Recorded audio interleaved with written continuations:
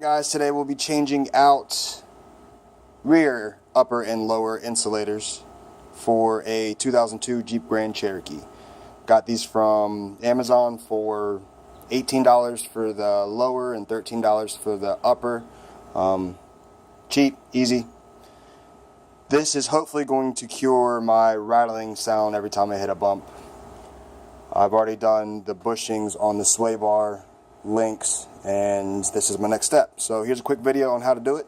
Today you'll be needing a 15mm socket, torque wrench if you got one. You can use an air gun, whatever you feel more comfortable using, and a standard wrench. As you can see, I've already jacked the body up, so go ahead and get that jacked up and on jack stands. As you can see, I've used wooden blocks to get a little bit more height, so it'll make your job a little bit more easier. Already got the wheel off, so once you go ahead and get that done, let's move on. Alright, so after you've got your wheel off and your car on jack stands, go ahead and take your 15mm socket, and we're going to loosen this bolt on your lower shock. This bolt right here should be welded to the mount. So go ahead and get that off and check on back. If your bolt is not coming loose, it acts like it's got too much tension on it, go ahead and put a jack stand under the rear axle and jack it up a little bit.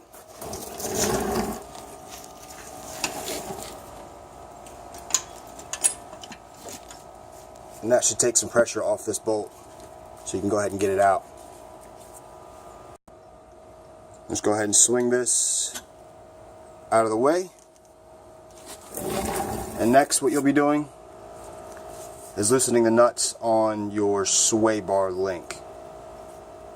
So go ahead and get those loosened off. I just used my wrench and the same 15mm socket, and got that off. So go ahead and get that off, and see you in a second. Alright guys, once you got your sway bar disconnected, I did forget to mention that I'm also doing both sides. So I do have both wheels off of the car. I have both tires off, I should say. So go ahead and do that as well. I forgot to mention that. Sorry about that. And the next step, what you want to do, as you can see, it's almost there where you can get it out. But next step you want to do is take your jack and jack up one side of your axle. So go ahead and get that done real quick, and I'll show you an example of how I did it once you get back. Alright, so I took it by the control arm. As you can see there, just jack this one side up,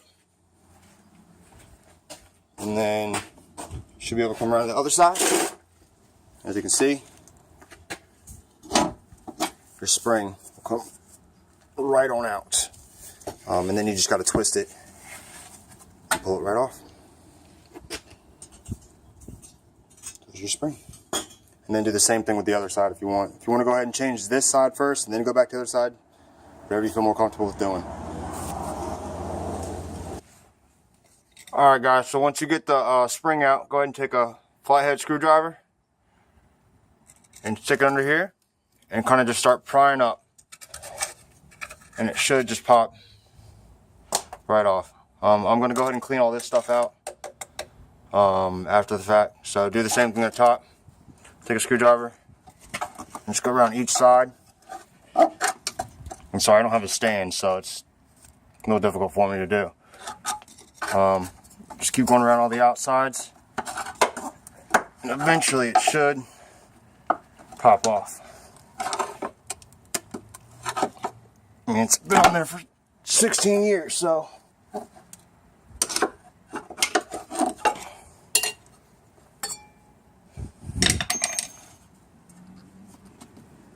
Oh.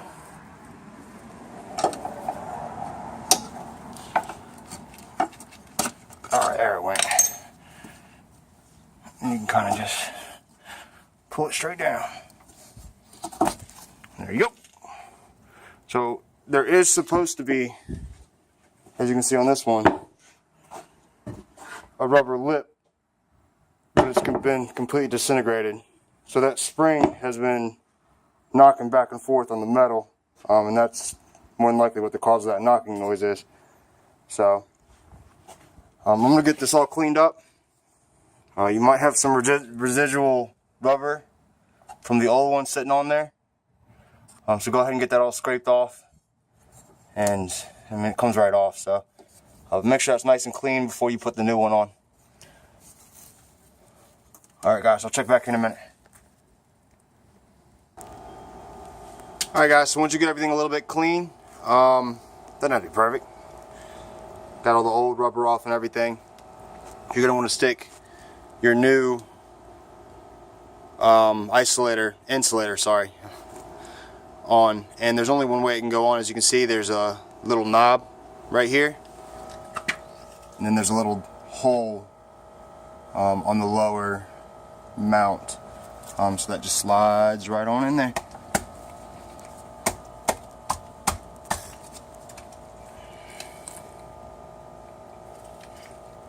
Sorry, I don't have two hands, so I'm going to need to use two hands. So go ahead and get this on there and get your bump stop back on. And there's also a little, this camera to focus, a little notch right here. So it tells you exactly where your hole is. And as you can see, there's a little divot right here. And then there's a little notch on the rubber piece. And just push it right on. It goes right on. I just don't have two hands right now, unfortunately. I'm trying to just do this quick video. Put your bump stop back on. And then go ahead and get the rear one on. I mean the upper one on. Once you go ahead and get the upper one on, go ahead and put your spring back on. There will be a little notch. You can see the little tabs on there. Slot your spring in there, and then make sure the end of your spring, I can't really get a good shot of it. There's a little notch right here. It goes to the end of your of the spring. There's a little stop basically. So make sure your spring's in there nice and snug. And then there you go. Just put everything back together, and that is basically it. I think you got it from here. Thanks for watching, and it's pretty simple stuff.